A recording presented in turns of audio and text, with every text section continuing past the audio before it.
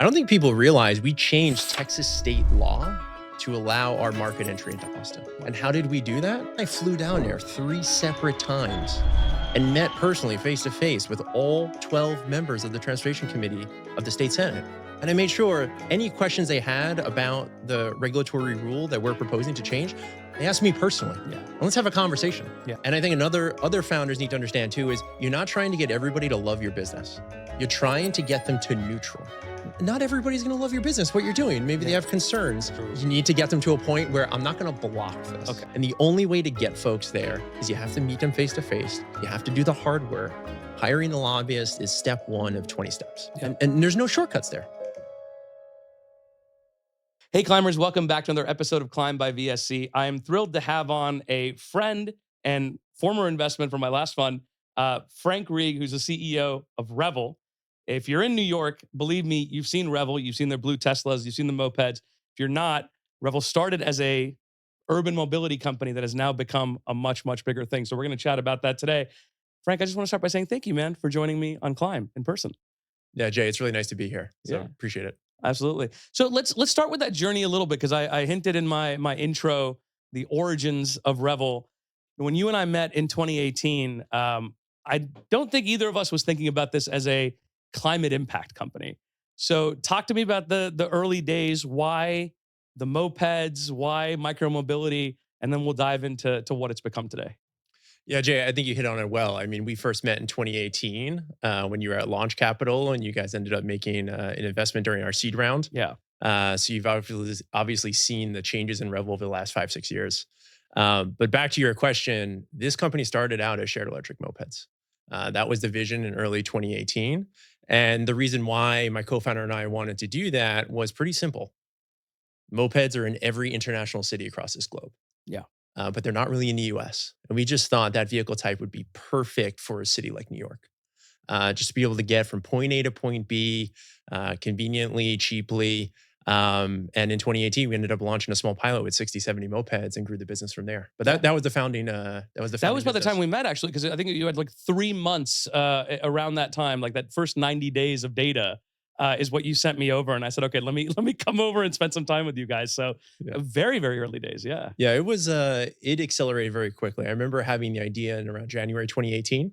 Yeah. By April 2018, my co-founder and I quit our jobs and we're doing this full time.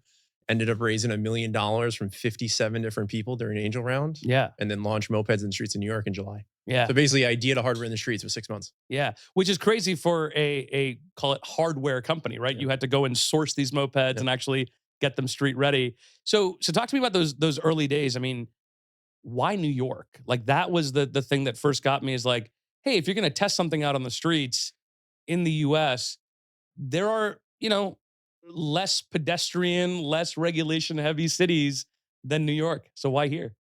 Maybe you're not going to like this answer, but it's as simple as my co-founder and I lived here. You know what? Sometimes that's all it takes. Yeah. And I remember him and I were talking about this, and it's like, do we launch in Austin first? Do we move to Miami and launch there? The regulatory landscape is easier. But then we just thought, we live here. This city is massive. There's so many people. If we can get through the regulatory landscape, it's going to work here. Yeah. So we ended up staying here and launching here. Yeah. And since then, obviously, it's evolved quite a bit, right? And some ups and downs, I think, in that transition from shared mobility to urban electrification, which is, I think, the direction that you've really been on the last couple of years. Let's talk about that inflection point. Like, where in that journey, mopeds on the road, the share time is picking up, the time per ride is picking up, all of that is looking great. You guys set your ambitions on something much bigger. So take me to that inflection point.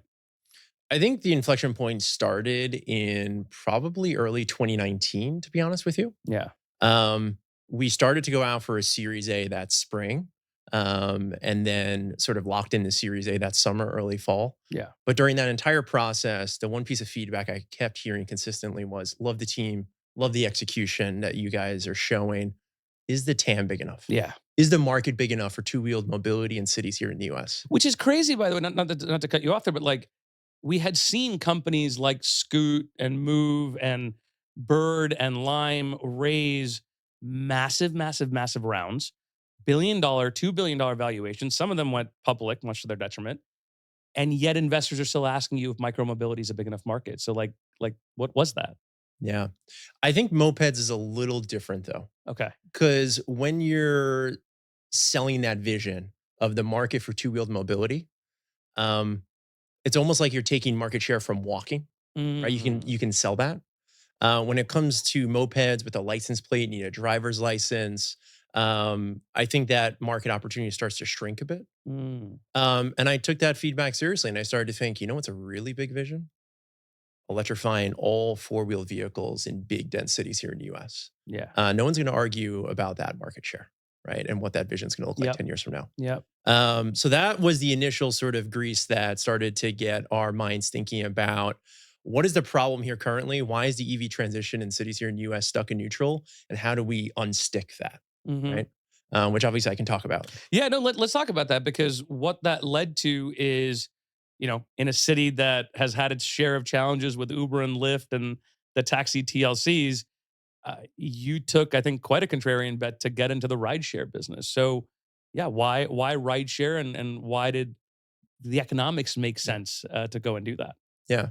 So if you look at the EV transition in the US right now, to date, most of the folks that have EVs are high net worth individuals, Yeah. usually in suburban areas outside of cities. And most of the charging infrastructure to date in this city, in this country, including folks like Tesla, it's mostly around range anxiety, Yeah. building along highways, building in suburban areas and strip malls and things like that.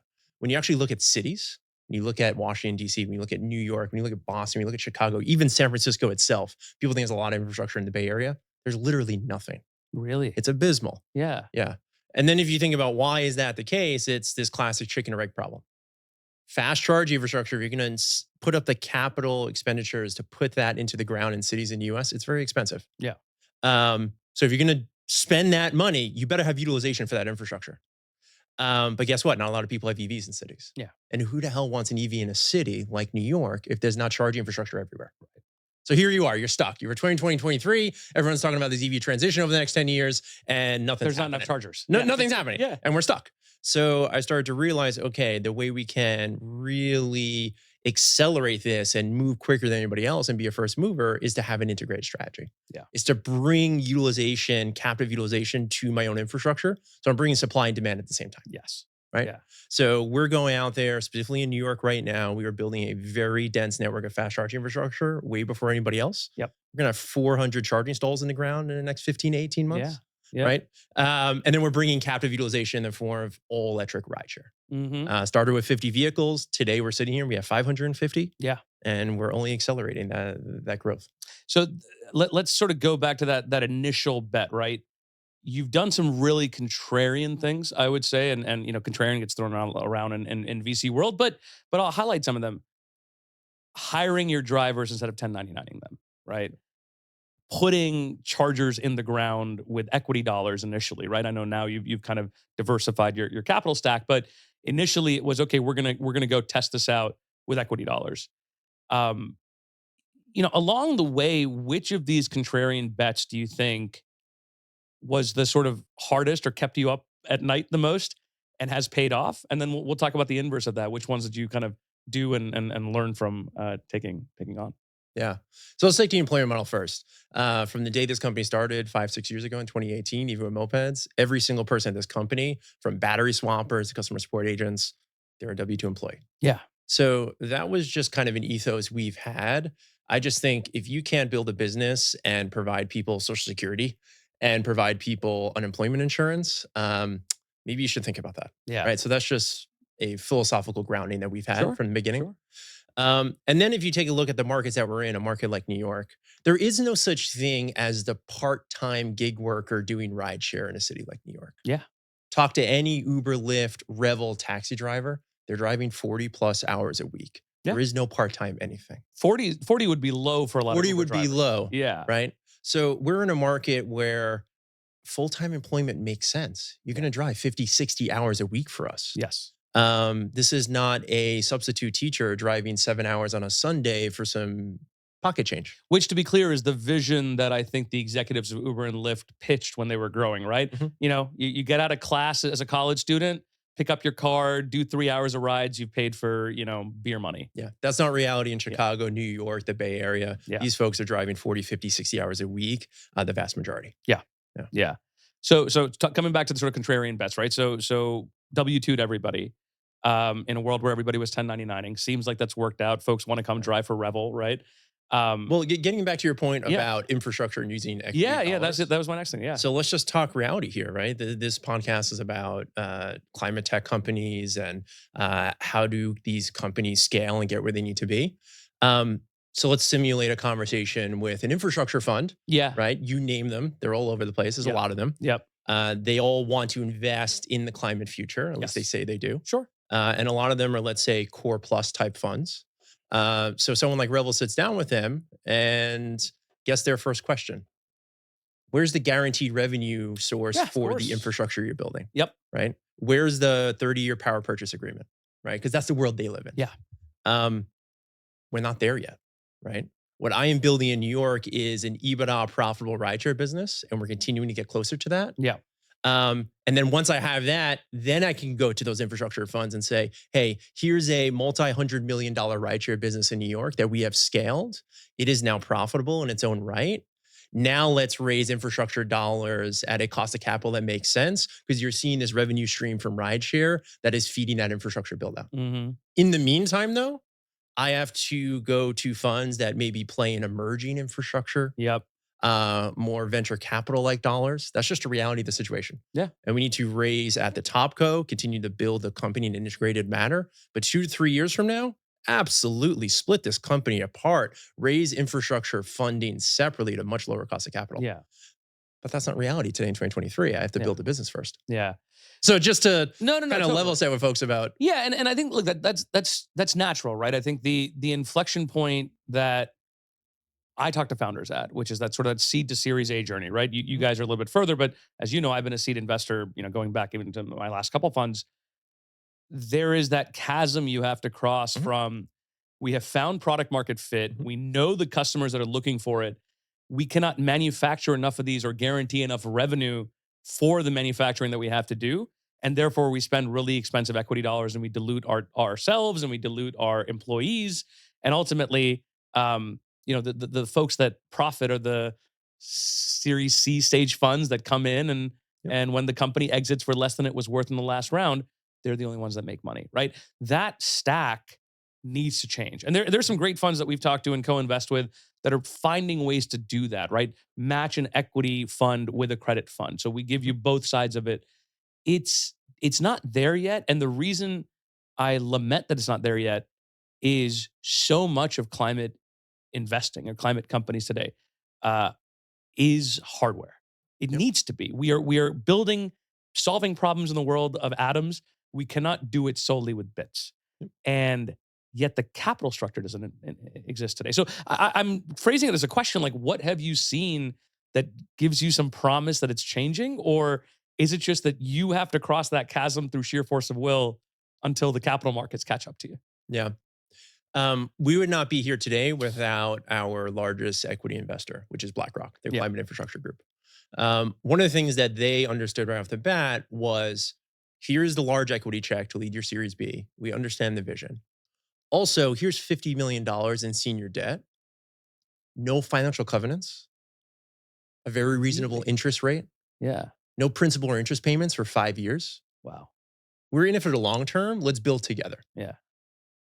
You're only going to get that at certain funds with people that understand the strategy, that people understand where you're going to be in 2-3 years. Yeah. So I would say one of the hardest things is just finding that investor because there aren't many. Yeah. Yeah. Yeah. And I mean, I'm hopeful the ecosystem is changing as we're having more of these conversations. And then, you mentioned everything about climate tech is about we need hardware. Yeah. Right. Uber and Lyft scaled so quickly. Why? Because they leveraged millions of gas assets, a century of gas station infrastructure that already existed. Yeah. Okay. Rideshare in the state of California and rideshare in New York City, the two biggest markets in the US by far, by state or city mandate, have to be electric by 2030. Yeah. Fully. That's right. Fully. In New York, that's 80,000 vehicles need to go electric in 6 years. Yeah. That means we need 6,000 to 8,000 public fast charging stalls. 8,000. Yeah. Yeah. Because basically it's 10 rideshare vehicles for every stall. And that is just electrifying rideshare. I'm not talking about consumers. I'm not talking about third-party fleets. I'm not talking about anybody else. We need 8,000 charging stalls in New York City by 2030 if we're going to electrify this entire sector. Yeah. So it makes you realize the sort of gap that we have here and what needs to be filled. Yeah. So taking the flip side of it, some of the early bets that you've taken, which ones, looking back with sort of some hindsight, would you have done differently? Um, I think in 2019, after we raised the Series A, we had told investors we're raising the Series A because we're bringing our moped business nationally, right? I think we got caught up in sort of that lime and bird and growth at all costs. And the economics, unit economics we saw on that moped business initially in New York did not translate when we went to other markets outside of New York. It didn't translate in Miami. It didn't translate in DC. And we kept forcing it though. We kept launching more markets because that's what everybody else was doing. So if I could go back and change something, it would have been let's use that capital and let's really focus on the markets that work, like San Francisco and New York. Let's not go to Austin, which is essentially a small town. Yeah. When you actually look at the population and the density. And was it just, not to sort of harp on painful moments, was it the volume of utilization? Was it the operational inefficiency of having to cover that much ground in a city that size to charge and battery swap these things? Like what was the real learning there? Yeah. I think the real learning there is you need to be in markets with a certain density of population Yeah. and a total just market population size. Mm-hmm. So you need total just magnum, sort of like a magnitude of like population. And then you also need a density to go alongside of that. Yep. And there are only a few certain cities that check those boxes. Yeah. And places like Miami and Austin and Oakland, they do not check it. Just because of the urban sprawl and Urban sprawl, Yeah. you just don't have it. And that's one of the things we're seeing in the rideshare business that makes us so excited is rideshare in a city like New York. It is very profitable. Yeah. I mean, we're seeing the metrics right now as we've gone from 50 to 550 cars. The amount of demand here, there's 1 million rideshare trips a day in New York. And Wow. pricing is very rational, as you probably know, Jay. Yeah. Living here, you know what people charge in Yeah, terms of yeah, the yeah. incumbents, even Totally. Revel. The business makes a ton of sense in a city like New York. Yeah. Yeah. So I'm sure those initial transitions to we're going to put fast chargers on the ground was not easy. No. So let's talk about that. What were some of the initial hurdles that you faced, both internal and external, as a company trying to shift the model from we fundamentally make our money from share the moped micromobility to now actually we're shifting this business towards rideshare and towards putting electricity in the ground? Yeah. I'll get to that in a moment, but Okay. just for folks listening, I think it's important just to like understand the shift that we did. Yeah. Let's talk about it. At the end of 2019, my co-founder and I kept talking about the electrification of four wheels. How do we really electrify mobility in cities beyond, let's say, just our moped product, which we started with? And we started to look at who is doing it in a big way. And if you look at Tesla, right? Mhm. Tesla, 10 years before anybody else, built this massive nationwide network of fast charge infrastructure, right? Why? To sell cars. To sell more Teslas. That was their real business. But guess what? 10 years later, that network of infrastructure is the reason why they're going to crush every other OEM right now, right? And everybody knows it. Yeah. Nobody's talking about it, but they have this massive lead on the infrastructure network that is a huge competitive moat. Yeah. Okay? We're doing the same exact thing in the biggest rideshare markets, building out a dense network of fast charge infrastructure for anybody else to sell rides. That's the real business. Yeah. But 10 years from now, that network of infrastructure we're building in some of the biggest rideshare markets here in the US, that is our competitive moat. That's going to allow us to win. Yeah. Right. Yeah. So it's really taking that analogy that Tesla did, but just bringing it to city shared mobility. The scale of a city as opposed to along the highways. Exactly. Yeah. So it's really the same playbook. Yeah. That doesn't mean it's easy though. Yeah. So getting back to your question around just this shift from mopeds to now this integrated strategy around infrastructure and all electric rideshare. You can imagine that first conversation with the board, right? I know some of those board members. Yes. So yeah. I think the way any founder needs to start a conversation like that is this is a pilot. We're going to dedicate a very specific amount of capital to launch something. We're going to see if it works because we really believe in this. And this is why. Yeah. And that conversation happened over like a year. We sort of kept coming back to the board with an idea, but really thought out in terms of what we're doing, how much capital is going to cost, and what we're going to prove. And at the end of the day, this is the human element. It just requires trust between the board and the management team and the founders. Yeah. And that trust was there, thankfully. I could see a lot of other companies that said would have never happened. Well, the challenge I think is like, in our business, MVPs, especially in software, it's very easy, right? Oh, let's Yep. build this thing, let's send it to a customer, let's see if they buy it. And if they buy it, okay, then we build on top of that MVP. When you are building at the scale that Revel is, also as a going operating business, right? You're not starting from scratch here. I mean, what is the MVP for fast charging, right? Like, how do you get those initial proof points to say this experiment is worth investing, $50 million in, as an example? Yeah. Before I answer that, I'll also just say you have to get your internal employees on board. Yeah, of course. There's the board, and then there's everyone that's working for you. Yeah, And they need to understand the shift that's happening. Why are we doing something? Why are we spending capital there? I thought we're a shared electric moped company. And again, that is not easy. yeah. It just requires, honestly, just steadfast sort of persistence. And we're doing this. And this is why. Yes, I will take in internal pushback? feedback from certain folks. Yeah. There was. I think anytime a company goes through a shift like that, Yeah. people that don't agree, they leave. Yeah, That's yeah, fine. yeah. That's okay. That's the natural life cycle of companies sometimes. Okay. And then in terms of the MVP, we found the ultimate unicorn site. We found a former Pfizer manufacturing facility in the middle of Brooklyn Yeah. that had 7 megawatts of power ready to tap into. We didn't even have to get a power grade from Con Ed, nothing.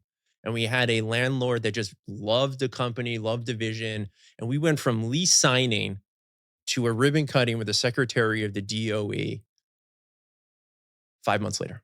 That's crazy. So Yeah. that was a unicorn site. Yes.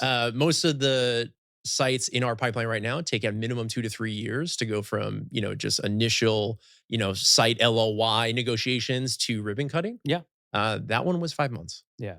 So that was sort of a unicorn site that we got on the ground, 25 fast chargers in the middle of Brooklyn. Then we paired that with initially 50 EVs to launch this. Yeah. And now, as you've expanded those sites, what are the lessons that you've taken from that first site that have now applied to? You open one in Manhattan. You've got other ones coming, I think, Yep. down the pike in the five Yep. boroughs. So, yeah, what did you learn from that first one that you've applied in pretty short order in the last couple of years? Yeah, we were talking about this at our monthly infrastructure meeting just literally last week. The first site was too easy. It was too easy. Yeah. That is not infrastructure in big cities. Yes. It is really hard. I call it like the Venn diagram of problems. You've got zoning, cuts out 90% of any city right there, just zoning, right? Yeah. Then you have permitting. That could be Department of Buildings. That can be, is this a parking garage? Are there fire sprinklers in here? What's the fire code for charging? And that varies by city. To, is it a rational landlord? Do they actually want to get a business deal done? Yeah. To, hey, I don't want to sign anything for really less than 20 years. So that's kind of a blocker, right? The last thing I want to do is get this infrastructure back in 5 or 10, just when it's most valuable. Yeah. To power. Is power available? If it is available, when is the timeline to actually get that power to the site? Is it 3 years? Is it 2 years? You can imagine that conversation with a landlord as well and say, hey, Con Ed or PG&E, it's going to take 3 years to get me power. Can I get free rent for 3 years? Right? You can imagine how that conversation goes. Yeah. So yeah, this stuff is really hard. But one thing I've learned is at the end of the day, infrastructure for fast charging cities, it's essentially real estate. Mhm. Real estate is a local business with local relationships, whether it's at the utility level or the landlord level. Yeah. And I think word has gotten out in cities like San Francisco and New York that Revel is serious. Yeah. They have a lot of projects in the pipeline. They are willing to sign the right deal. They talk to Con Ed or PG&E literally daily at this point Yeah. because we have such a pipeline of sites. That allows us to go faster than anybody else. Yeah. So you talked about building those local relationships, right? So utilities, the real estate, the landowners, the folks that we haven't really touched on, although you've kind of hinted around it, is the regulators. Yep. And is local government. And what I've been really impressed now, like, following your journey the last almost 5 years now, we met August of 2018, is you've turned folks that were initially detractors into fans.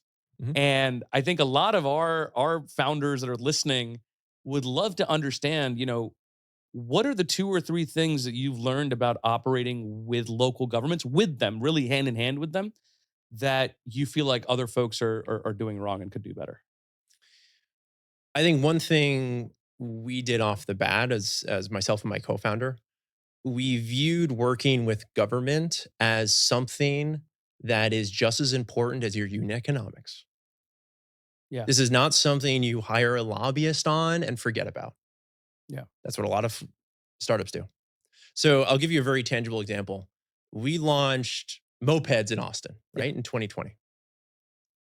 I don't think people realize we changed Texas state law to allow our market entry into Austin. I didn't even know that A actually. New York small moped startup went into Austin State Capitol and got the state Senate to change law to allow our market entry. And Wow. how did we do that? Yes, we hired a lobbyist that we thought could potentially get the job done.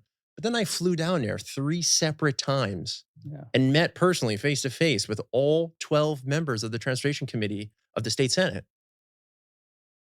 And I made sure any questions they had about the regulatory rule that we're proposing to change, they asked me personally. Yeah. And let's have a conversation. Yeah. And I think another other founders need to understand too is you're not trying to get everybody to love your business. You're trying to get them to neutral. Hmm. Wait, elaborate on that. What do you mean? Um, Not everybody's going to love your business, what you're doing. Maybe they Yeah. have concerns, But but they're still gonna let it pass through. you need to get them to a point where I'm not going to block Okay, this. got it. I'm not Understood. going to go out there at your press conference and say I love it, but I'm not going to block it. Yeah. And the only way to get folks there is you have to meet them face to face. You have to do the hard work. Hiring a lobbyist is step 1 of 20 steps. Yep. Yep. And there's no shortcuts there. Yeah. I'm flying to LA and San Francisco this month to meet with certain folks that I need on my side. And I have to do it myself. You can't give that job to just the GR person. And what are those conversations like? Because I'm sure every city has different concerns about allowing rideshare at this scale, allowing charging, and within their sort of areas. Every city cares about, I think, different things. Politicians care about reelection. What are the objections that are brought up in those conversations, and how do you navigate them? I'll give you a current one right now, San Francisco. Yeah. What is the biggest policy fight right now in San Francisco? Autonomous vehicles. Yep. Yep. I need to make sure every politician in that city realizes we're not autonomous. Yeah. We are building charging infrastructure for the entire city to use. It's not behind a fence, Yep. just for some robo taxis. This is for everyone's benefit. Because guess what? Every time we want to put 20, 30 fast chargers somewhere in that city, it's going to go up for zoning and community board approvals. Which I'm sure in San Francisco is hard enough already because we're already talking about a shortage of housing. And Exactly. now, do we zone this for a fast charger, or do we Exactly. zone it So for? this is a very tangible example of Yeah. the only way to make sure your business can grow in these markets is you're doing the hard work on the ground. You're talking to people. You're making sure they know what your company is about and what you're doing Yeah. and the benefits you're bringing to that city. If you expect to do that just through a lobbyist or to hire a GR person, it's going to be a problem. Yeah. How do you engage with regulators in those early days, though? And before you have the venture dollars or whatever to go hire a lobbying firm, do you go to like city meetings and meet with, like, do these folks even want to meet with you when you're a startup? Like, talk to me about that early phase of building a company hand in hand with local government. Yeah. There's the stage we're at now, Yeah. which is, I just did a DC trip, making sure that folks in DC understand some of our concerns around IRA and things like that. Yeah. And folks down there, for instance, know exactly who we are because we're at a certain stage. Yeah. Back in 2018, when I was running around with a PowerPoint, it's a very different story. I would say one of the things that we did right off the bat was we did have some advisory board members. We Hmm. gave them a little piece of equity in Revel to work with us. So I got the former founding member of City Bike to work with us. I got the former head of Car to Go in New York City. Yep. Folks remember that sort of like Yeah, I remember them. a small car rental service owned by Daimler here in New York. Just those two folks alone making the right connections to, let's say, New York City DOT Yeah. for a conversation. Then it's on me, Yeah. Yeah. Yeah. right? It's on me and my co-founder. We have to deliver at that point. But sort of you have to go out there and network. And how did I network with those folks? Cold LinkedIn messages. Yeah. That's how I initially got. Really. Yeah. And they responded. They engaged. I've gotten multiple investors on my cap table by a cold outreach email. Wow. Anybody that says cold outreach is terrible, you need a warm, I think is not working hard enough, to be honest. They're saying the wrong things in that cold outreach email. Yeah. I think that initial seed investment from Maniv was a cold outreach. Yeah, right through their website. Yeah. I just did one the other day. Really? It's a growth equity fund. I never spoke to. I was like, oh, I never spoke to them. I'll just send them a cold email. But what do you have to lose? Yeah, no, I'm right there with you. I think that's the. I mean, listen, I'll apply it to my life. Half of the guests I've gotten on my podcast have been because you reach out with a very targeted reason for them to be there. Exactly. If it's all about you, here's us. Okay, fine. Move them to the I'll review it later pile. But if you understand what they're about and what they care about, for me, it's just taking an hour. For you, obviously, yeah, maybe it's an hour for a pitch, right? Yeah. You are just, and I say this to founders all the time, you are trading time for value, right? Yep. And so all you are trying to buy with that email is a half hour or 1 hour of their time. Yep. Spend time on that email. Yep. And you clearly have, because it's worked out in that way. I'm also shameless. So we talked about city growth a little bit. We mentioned that the moped experiment in places like Austin and places like Miami had its challenges because of just the structure of those cities. Are there applicable lessons to now building in rideshare in those cities, or is it a completely different game? No, there's definitely applicable lessons. Okay. We are very focused on the top 5 rideshare markets here in the US. Yeah. Because there's a clear delineation between essentially, well, there's New York, which is such a massive market. Yes. And then you have the next 2 to 3 markets, which are very large. You can imagine what they are: Bay Area, LA, Chicago. Yep. And then there's 2 to 3 beyond that. And that's really it. That is what we're targeting. That's what we're going after. Mhm. So just being very clear about the market opportunities where we're building in. But keep in mind, you add up LA, the Bay Area, the New York metro area, that's about low 30% of Uber's top line rideshare revenue in the US. Yeah. 3 markets. Yeah. So 1/3 of their top line revenue is 3 markets. 3 markets. Yeah. So you don't need to be everywhere. Right. And that affords you focus. It affords you to keep operating the way that you're doing with employees and sort of the same operating principles. Correct. Yeah. We talked also, sorry, no, please, all 3 of those markets too, they happen to be the 3 largest rideshare markets by far: Bay Area, LA, and New York. All 3 have mandates to be 100% electric by 2030. So that's the thing. That's also just tailwind just behind us. Yeah, I'm going to play the skeptic here. Yeah. These targets and timelines keep getting pushed out. Yep. Right? They keep getting negotiated in the chambers. And so, yes, like it feels really good when there's a 2030 mandate. I mean, what are we talking about? 80,000 vehicles need to in New York alone. Yeah. I'm going to play the skeptic here. 6 years is not enough time for that change to happen. Yep. And I don't know if the teeth on that legislation are going to be strong enough for folks to actually go and make that change. So what convinces you that this is actually going to be the tailwind that you believe it will? Yep. I think it's just being very realistic. It's similar to, let's say, what we think about the IRA and what that's going to do for our infrastructure business. We consider it just tailwinds. It doesn't make or break our business. Mm-hmm. But it is pressure on the entire industry. Yeah. And we're leading from the front. Yeah. And that is always a good place to be. Yeah. So I agree with you. 80,000 vehicles in New York going electric by 2030. Yeah, it's a great tailwind, but I'm not banking my whole business on, oh my God, if that doesn't happen, we don't have a business. Well, and there's not enough incentives on the other side, right? I think the IRA was a great example of like, let's lead with the carrot, not the stick. Mm-hmm. And I think the stick is coming, right? We've talked about some of these regulations that are happening at the city level or at the state level that maybe aren't happening nationally. The IRA is another one that, like, again, I'll play the skeptic here, right? Yes, there is a lot of money in there for folks to go EV. And then there were it actually must be manufacturers with less than 250,000. So it's like at every stage, we're like almost doing the right thing. We almost have the right incentive and we can all pat ourselves and feel good about it. And politicians will get elected for it. And I feel like I'm becoming cynical as I'm asking this question. But realistically, like, is there enough incentive for these changes to happen? Or does that even matter for Revel, for there to be incentives around broader EV adoption outside of obviously your own fleet? Yeah. So let's fast forward 3 to 4 years. Sure. Right? We're in 2026, 2027. as we go from 1% market share in a city like New York to low teens, Mhm. right? Mhm. As 2030 starts to get closer and closer, we've gone from 75 charging stalls that we have today to several thousand in New York. Um, that might get some folks to maybe partner with us in a certain way. Yeah.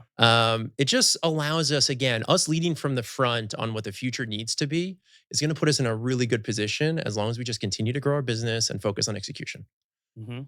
So that's what we're doing. Yeah. And on the IRA specifically, um, DC needs to be liberal in a lot of their interpretations of the small print, or else it's not going to do much. Hmm. So, for instance, we're very focused on the 30% investment tax credit for fast charging. Okay, 30% investment tax credit. They've already announced in June that the tax credit is resellable. Because there's a company like me that's not free cash flow positive, need with a tax credit. It's Yeah. meaningless. Yeah. Okay, now it's sellable. Great. Where do I sell it? Where's the market for this? Yeah. Where's the so one question. Another question. Small print says you only get the 30% investment tax credit if it's in low income census tracts or environmental Mhm. justice census Mhm. tracts. Okay, can you show me the map? Yeah. Where's the map? Yeah. Uh, so I can keep going, but there are No, a lot of and these small print thing. yeah. So let's just make sure we're liberal with our interpretation of all this small print so that people can actually get the 30% Well, and investment I tax think that's credit. somewhat the challenge with the legislation on this side. Not to sort of make this a Jay and Frank talk politics, but like we bundle so many things in the way we pass legislation in this country, Yep. where it's like we have this thing that we know is going to make a difference, and now we bundle it with social change. Yep. And yes, we need that, and I think I agree that that should be passed. Correlating them slows things down in a way that I think is the unintended consequence of like you feel good about passing it, but it's not actually doing the thing you want it to do. Yep. So let's do our last kind of political angle conversation. Frank gets made mayor for a day, emperor of New York for a day. What is the one piece of legislation or regulation that you would snap your fingers and pass, or on the flip side, do away with, send it to the shadow realm? Ooh, that's really good. Yeah, Um, so let's take infrastructure first. If I was mayor for a day or the commissioner of the PUC or sort of king for the day, whatever you want to call yeah, it. For those that don't know infrastructure build outs, one of the problem is power upgrades. Because the way utilities in this country are set up for power upgrades is on a multi-year timeline. Because if you're building a school, you're building a new condo complex, you're building a skyscraper, you don't need power in 6 months. It's going to be a 5-year project. We'll get you power in 3 years. No one cares. Everything's fine. yep, We're trying to put fast charging in the ground in 6 months, though. I can't wait 3 years. yeah, That doesn't work. So the way utilities have traditionally built out the grid, brought power to locations, it doesn't work for fast charging build outs. hmm, So if I was mayor for a day, I'd say if it's publicly accessible, if it's fast charging for everybody, put it to the front of the queue. They get power for anybody else yeah, because they need it now yeah, because the business model doesn't work without it. yeah, yeah. So that's what I would do. Okay, fair enough. I think that would be, in terms of like policy, Yeah, if yeah, they did that federally, fast charging infrastructure or just any sort of public charging infrastructure gets moved to the front of the queue for all utilities everywhere, that would do 10x more than the IRA. wow, That one sentence, that's it. yeah. And what's the pushback to doing that? You think? I don't know. Yeah, not enough incentive, not enough lobbying. I mean, listen, utilities have a guaranteed rate of return in their rate base. Yeah, So what do they care? I yeah, don't think it's them. yeah, So I think you'll get pushback of, oh, why are we incentivizing fast charging infrastructure? We need power for housing. yeah, So you can always take the don't do anything good for them because we need to do good for them too. But again, the economics of build out for fast charging infrastructure or just any charging infrastructure, we need things done quicker. So you just can't get the business deals done on the real estate side. yeah. Whereas if you're building a school or a condo complex, it doesn't matter if you wait 3 years because nothing gets done in less than 3 years. Yeah. So anyway, that's just the It's a system designed for a different problem. Right? exactly. Yeah. No one's ever needed 3 megawatts of power immediately. Yeah. That's never a problem they've had to solve for. As you interface with the grid, I mean, one of the things that kind of gets, the soundbite that gets bandied about is, oh, if we added all these EVs to our grid tomorrow, or if I could snap a finger and change all 80,000 cars to EVs, our grid would break down immediately and we would not be able to sustain this. How do you manage your business with sort of the underlying challenges of a 50 plus year old American grid system and where do those challenges interface with what you do? Yeah. So as we build out our network of fast charging, and let's just take New York again, we fast forward 10 years. I think of our company as more of an energy company 10 years from now. Hmm. You have connections to the grid throughout the entire city, the most congested grids in the country, which are urban areas. And now I've got connections to that grid all throughout the city.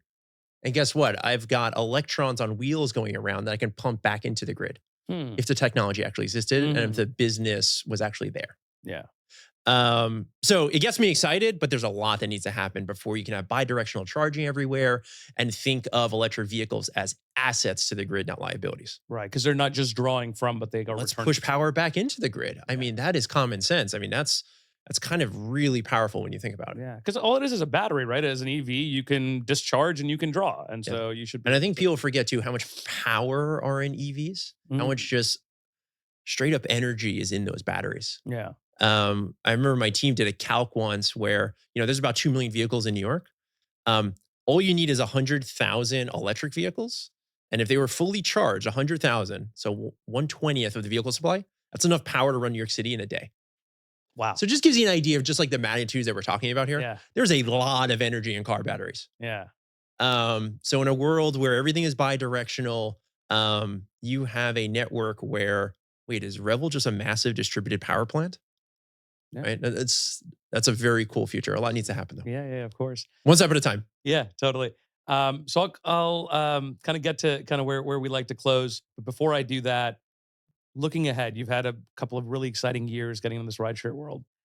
If I look ahead to we're having this conversation a year from now, um, what has you most excited? What's gone right in the next year that has you really excited? We're in true growth mode right now, Yeah, which is a really exciting place to be. yeah, Started with 50 cars. 18 months later, we had maybe 150. Now, in the last 6 months, we're now at 550. yeah, And now I'm thinking, where are we in 12 months from now? So we are way past pilot right now. yeah. Now we're talking about how do we take market share from the incumbents. It's a very different conversation. Yep. And we've gone from one charging installation, happened to be the largest in the Northeast outside of Tesla. Now we have four. Now, a year from now, we're going to have maybe 15 in New York. Yeah. Each of these on their own would be the largest charging station in New York City. Yeah.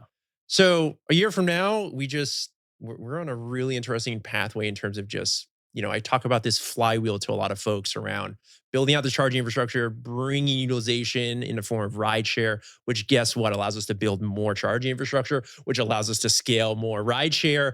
And that flywheel is starting to spin right now. Yeah. So 12 months from now, it's just going to be exciting to see where that flywheel is continuing to spin. Yeah, absolutely. So, like I said, I like to close with all of our guests on this question because fundamentally everything that we've talked about today impacts the way that we interact with our broader climate. Right, bringing EVs to a city like New York, really championing, I think, as I do, and obviously you do, this transition away from fossil fuel and sort of internal combustion engine cars, and yet we are, I think, painfully aware of the challenges or lack of action that happens in here. So I think you're a fundamentally optimistic guy. What is the thing that keeps you hopeful and optimistic about this broader fight against climate change with everything that you've seen? So I will just say, you better be optimistic as a founder, as an entrepreneur, because I'm not sure what else you got, right? Yeah. The world always seems like it's stacked against you. So in terms of optimism around climate, it makes me think of a story where there was, a rough week at Revel, and I'm texting my older sister, and she just writes back, Frank, you can't stop the future. So that's what gives me optimism because you can't stop this. Yeah. Cleaner air, quieter cities. What's there not to like? Yeah. This is where we got to go. Yeah. You just had a son, Yeah. 6 months old. Yeah. You think he wants to go to a dirty New York? No, he wants a quiet, clean New York. Yeah. So I think that's a future I think we're all really excited for. Look, I mean, you brought up Avir. Like it, since he's been born, I think I've found so much more connection to my work, and I'm such a small part of it. Right, I'm a capital allocator to companies that are trying to do audacious things at the earliest stages. But with each of those conversations, it's no longer a hypothetical. Hey, what would be the world that I leave to my future kids? I've been in New York 15 years. What is the New York that my future kids look like? He's real. He's here, Yeah. and he lives in New York. And there is work that needs to be done to make the city um, a better place for him and his siblings and his cohort. And so I'm right there with you, man. Like I think so much of the work that we do, and we started this conversation saying, look, I don't think Revel started as a climate company, and yet here you are, I think, at the vanguard of a lot of these changes. Finding that connection to that work, I think, keeps bringing hope and optimism. Yeah. Yeah. Frank, this has been a fantastic conversation, and I think really eye opening about the scale of the changes that Revel is bringing. That I think even I wasn't read into, despite having, I think, followed your journey very closely. I want to thank you so much for joining me on Climb today. I appreciate it, Jay. Thanks.